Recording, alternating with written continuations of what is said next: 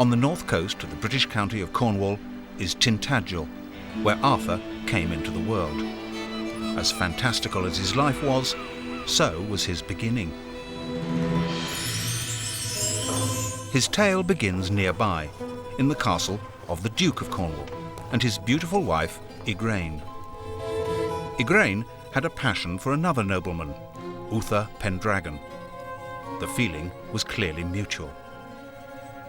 The Duke felt he had to act to save his marriage, so he locked up Igraine in his summer residence. The jealous Duke sent his wife away to the safety of the fortress of Tintagel, hoping that this would stop her and Uther Pendragon from consummating their love. But Uther Pendragon, says Geoffrey's tale, asked a sorcerer to make him look like the Duke, so he could enter the fortress unchallenged. That sorcerer was the wizard Merlin.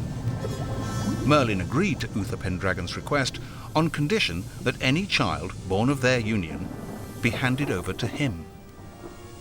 Uther lustily agreed.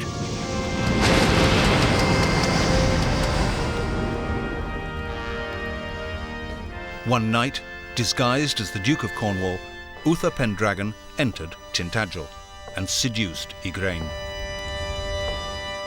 And Arthur was born. On the face of it, the story has no basis in history.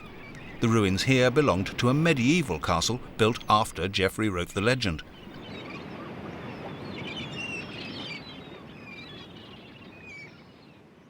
Why then would Geoffrey locate Arthur's birthplace here? Perhaps he knew that Tintagel was a real settlement in the Dark Ages. And remarkably, there are clues that it was.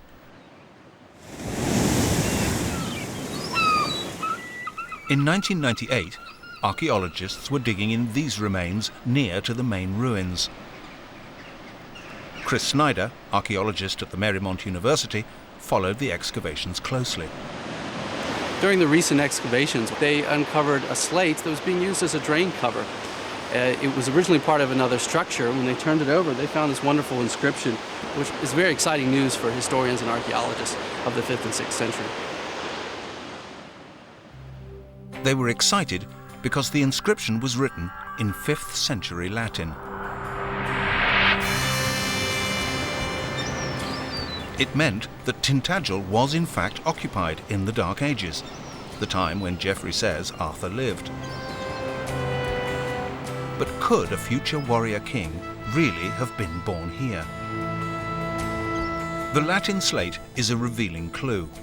In the Dark Ages, very few people could write. Those who could usually lived in a monastery or a palace. Initially, the remoteness of Tintagel suggested a monastery. But archaeology showed it wasn't a monastery. It was a palace, to judge from the heaps of broken pottery found here, most of it dating from the 5th century.